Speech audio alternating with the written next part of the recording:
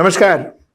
So Trump's deadline is getting over in the next maybe 10 hours. That is 8 p.m. EST, Eastern Standard Time today, which is around 5:30 IST tomorrow, 5:30 in the morning. That is Indian time. ठीक है. Now what is going to happen? What are we expecting? What are we to expect?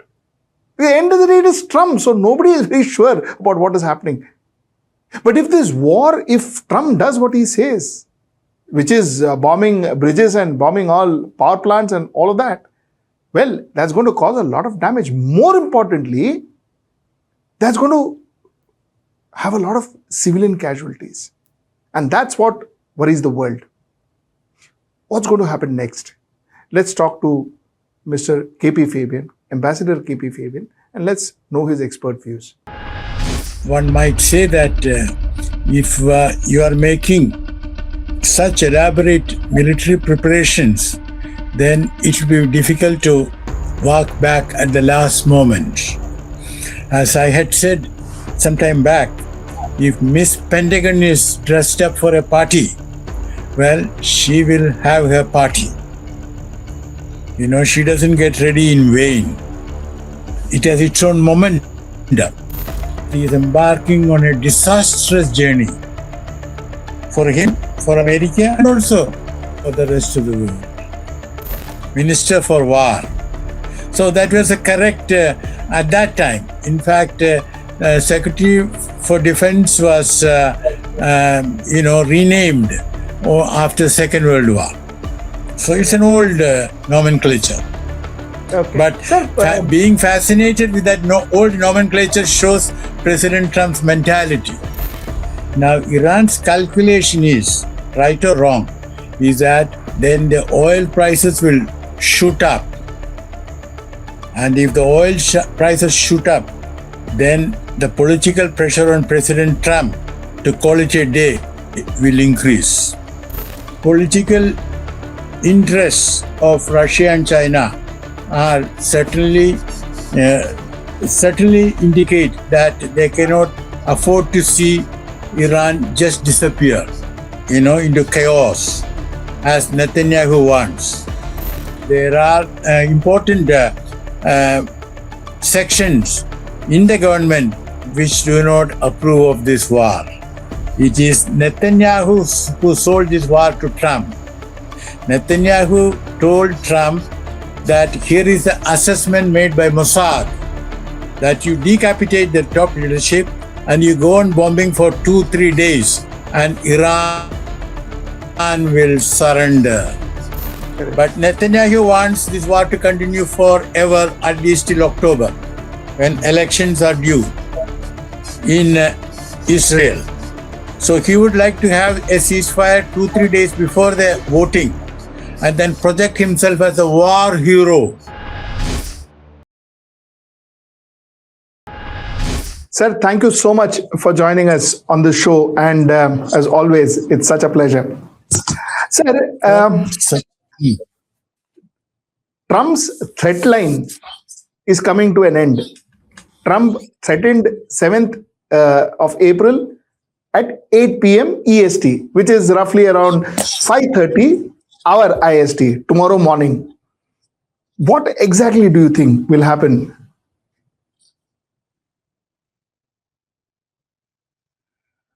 Well, it will be imprudent to predict anything in such matters. President Trump is involved.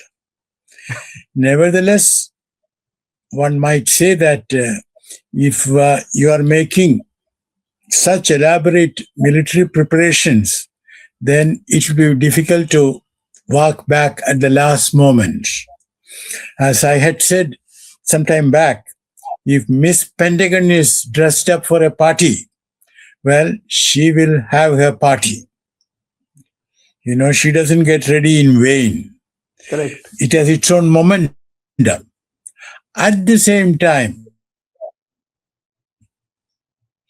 it is possible President Trump might realize, and I hope not too late in the day, that he is embarking on a disastrous journey for him, for America, and also for the rest of the world. Might have second thoughts, and he might strike hard for an hour or so and then say that I've done it and it's over, victory. But is it going to be that easy, sir?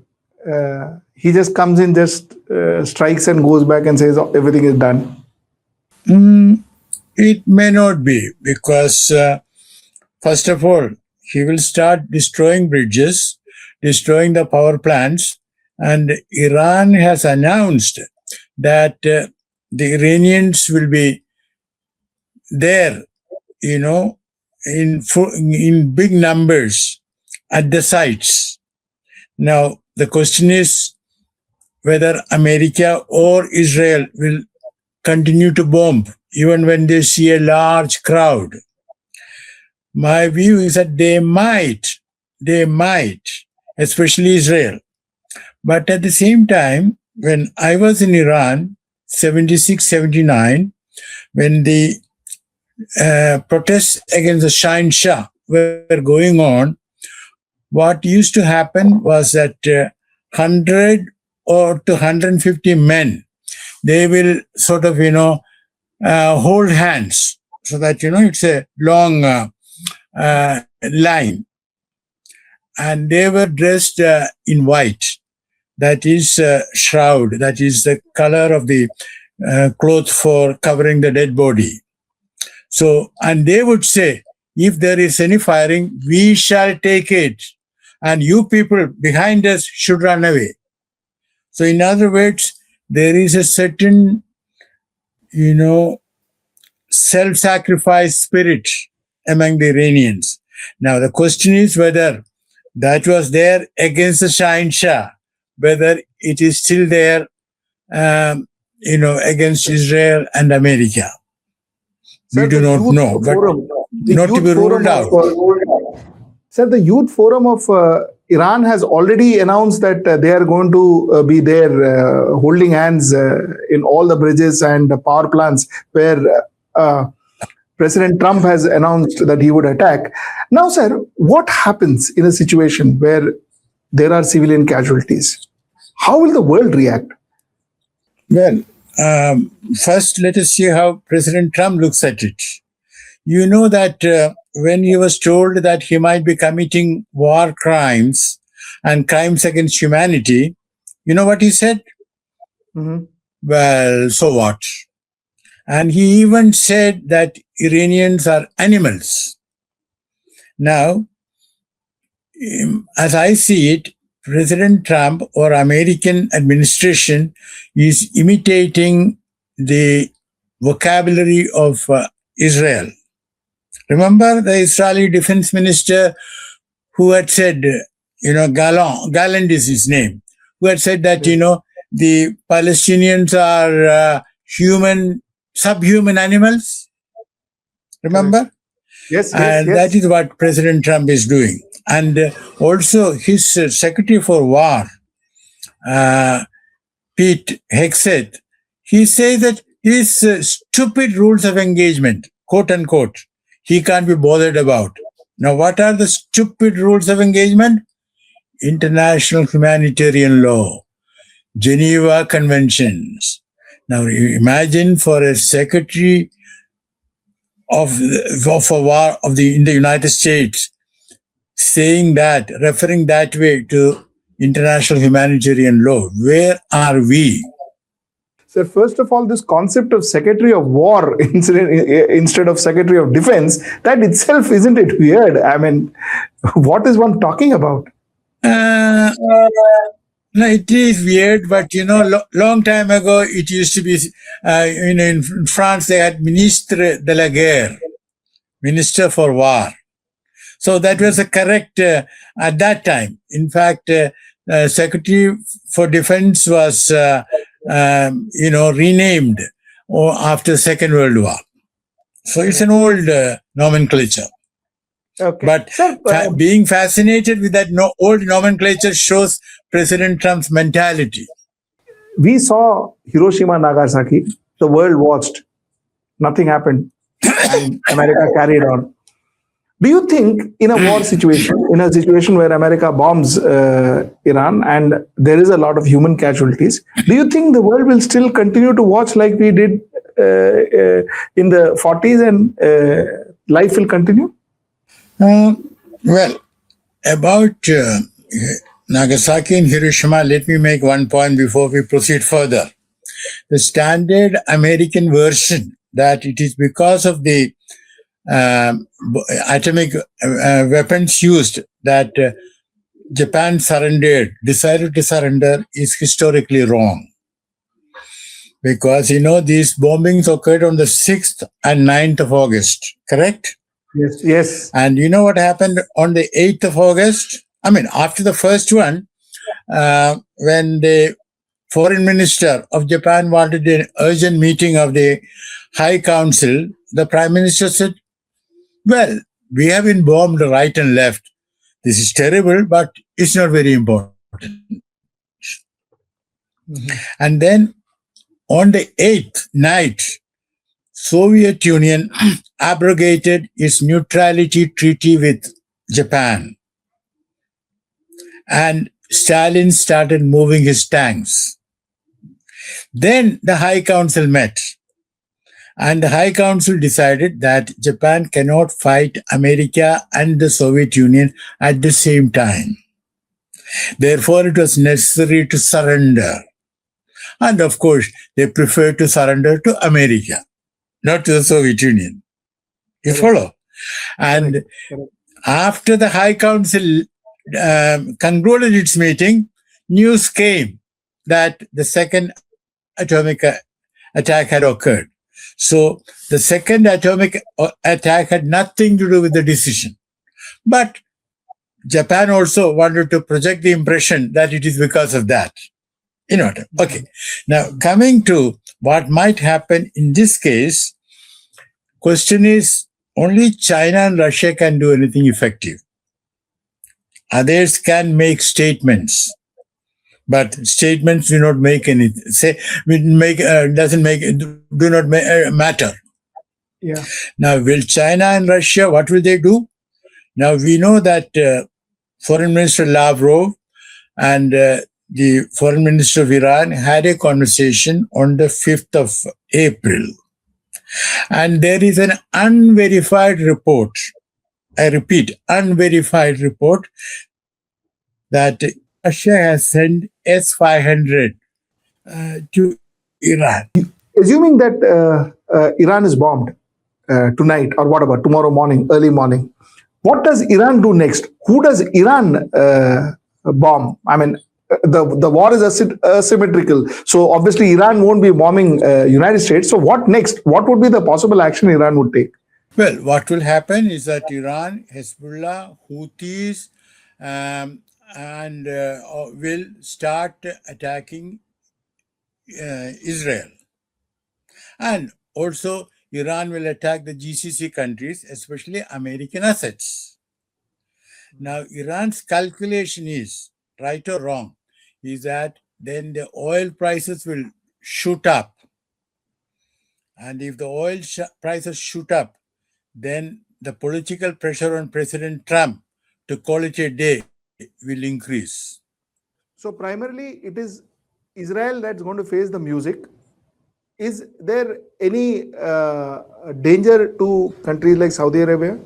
The UAE and Saudi Arabia, that is? Of course. Yeah. Iran's strategy has been to attack the GCC countries where American bases are. And GCC countries are much closer to Iran than Israel. Israel is a bit far away, isn't it? Yes. So the GCC countries will get the brunt of it, but Israel also will not be spared. We spoke about the Iranian, Chinese and Russian alignment, and they have signed up an agreement in January. What they call it as the triple axis. Now, this triple axis, how bonded is this triple axis? Will we see this triple axis actually coming together? Maybe in the future. Maybe if this war escalates. Maybe if America continues bombing Iran. Well, let us see. You see, very technically, there is no mutual defense treaty between, Iran, Russia, and China. No, it is not a mutual defense treaty. But the axis, as you mentioned, they will cooperate in many meaningful ways. But Correct. my view is that Russia and China cannot afford to see Iran's disintegration because Russia has invested a lot. Sorry, China has invested a lot. Invested Sorry. a lot. Yeah, Yes. to the tune of $400 billion. They had signed a contract in 2022, and they have been getting oil from that. And for Russia also, Iran is an important, after all, Iran assisted Russia in a very significant way in the Ukraine war. I agree to you that they have not signed a treaty and therefore they are not duty bound or treaty bound to kind of help each other in terms of military assistance. But the understanding in the January cooperation was also understanding on or rather cooperating in military actions. That is what the understanding broadly was. So wouldn't that apply here now? Yeah, in fact, apart from the letter of the law, it is clear that the political interests of Russia and China are certainly indicate that they cannot afford to see Iran just disappear, into chaos, as Netanyahu wants. If Iran gets destabilized, what does it mean? Russia and China would have lost a great ally with, all the potential hydrocarbon resources and much more. And most of these bridges and power plant and all are funded by China. So there's a lot of Chinese investment. So China definitely loses money. There's an economic problem for China. Secondly, sir, for Russia, I wanted to ask you another question. You see, what Russia did to Ukraine is what America and Israel is doing to Iran. So come to think of it, wouldn't this be an opportunity for Russia to tell the world, especially to the Western world, that listen, you know what, it's not fair. You stood against me when we were having a problem with Ukraine. Now, isn't it time for Russia to stand with Iran? Because that's the same thing that's happening to Iran, isn't it? Anyway, it is in Russia's interest to see to it that Iran doesn't go under. So, question is what Russia will do. We do not know. As I mentioned earlier, there was a report. There's a report circulating that Russia has already supplied S-500. Yes. That anti-missile arrangement. We have S-400 in India. And S-500 is even superior. But as I said, it is unverified report. What do you think Russia will do? Will Russia and China actually enter this war? Because that's the question in everybody's mind today. Yes, the question is how will they enter, in what manner? For example, I do not expect Russia and China to send their troops there. There is no question. But they might supply arms, and very likely, and they have been Correct. supplying it for a long time. For Iran to target American assets in the region. That sort of intelligence, even Trump said once, that I know Russia is giving some assistance. Yes. So that has been going on. Now, question is what further they will do. Let me ask you about another country, North Korea. What role will North Korea play in all of this?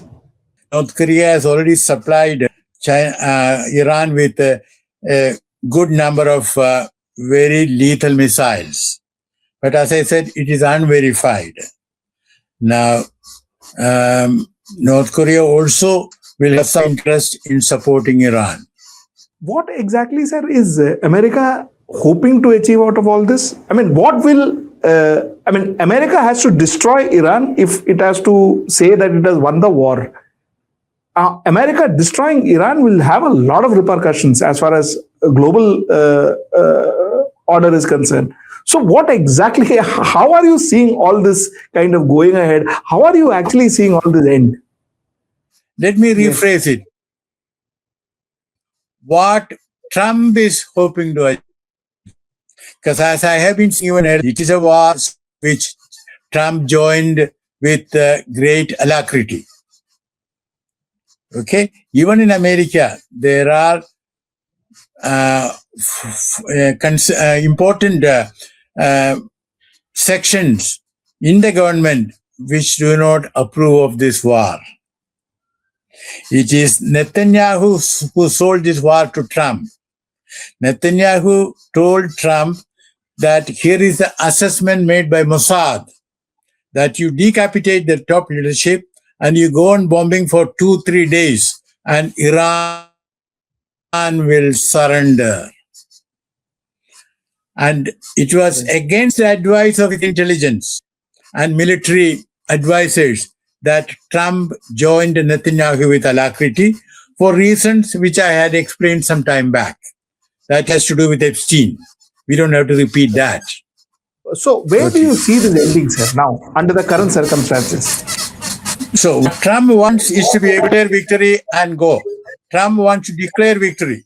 But Netanyahu wants this war to continue forever, at least till October, when elections are due in Israel. So he would like to have a ceasefire 2-3 days before the voting and then project himself as a war hero who should be re-elected with a huge majority. So what Trump wants and what Netanyahu wants, these are not the same thing. These are divergent. What is going to happen according to you? What do you think will actually happen after tomorrow? Is there going to be massive bombarding? Is he going to destroy Iran like the way Trump puts it? Or I have a well, what Trump has said is that there will be 4 hours of bombing, which he claims will send Iran back to the Stone Age. Correct. Now, I do not think that by 4 hours of bombing is Iran will be sent back to the Stone Age. But it's possible for Trump to do aim victory and then say, listen, I have done what I had to do. I'm stopping it, and I have asked Israel also to stop it. Now it is for the people of Iran to rise up against their government. Of course, he uses the word regime, which, Western and Indian media also use the same word. Why can't we speak of the US regime and the Israel regime if we are speaking of Iranian regime? Correct. Anyway, so Trump will then say that we are stopping it. Now we are leaving it to the people of Iran. And then he might say that I'm going to look at Cuba now a little more closely.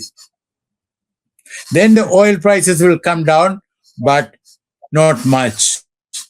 Even if this war ends, the economic consequences will remain with us for quite some time. Quite some time. What is the impact to India? I wouldn't say India is the country most affected, but India will be one of the countries most affected because we are so dependent on hydrocarbon energy from that part of the world. And then, it's not only oil and gas, fertilizer, helium, and much else. So if fertilizer supply is affected, then agriculture gets affected. In fact, I was reading that it goes up. So the impact is multifold.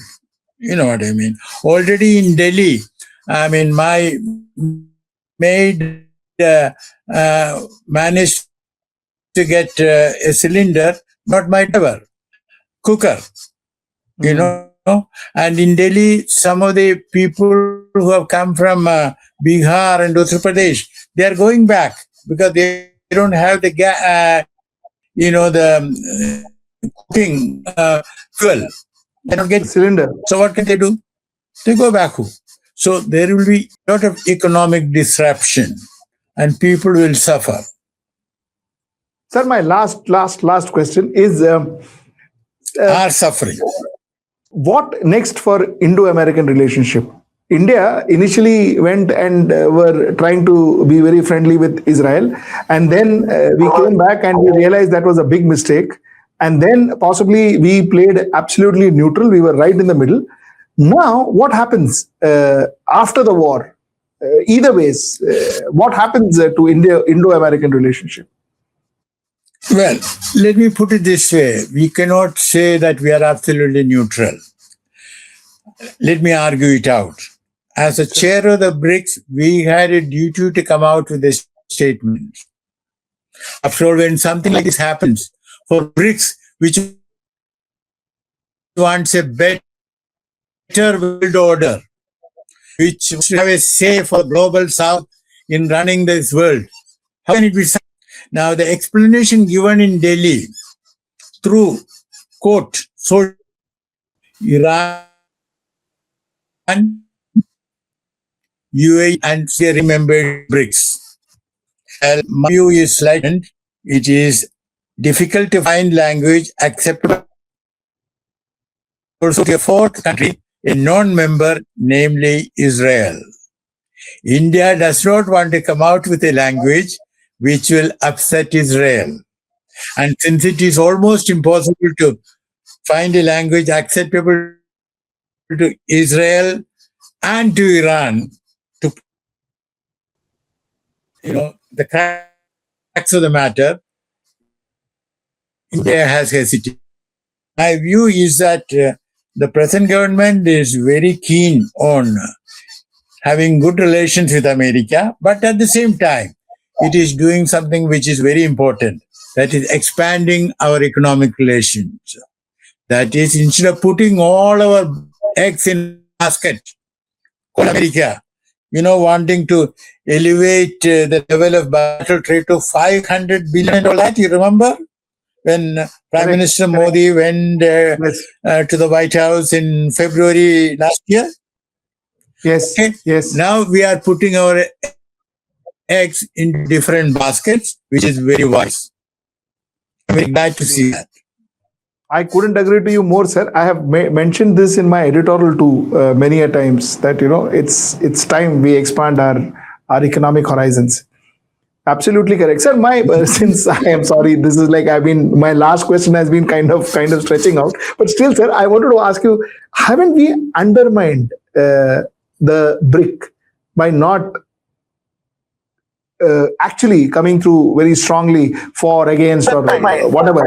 Not giving a statement, not giving a strong statement. Haven't we undermined BRIC? We have undermined our leadership.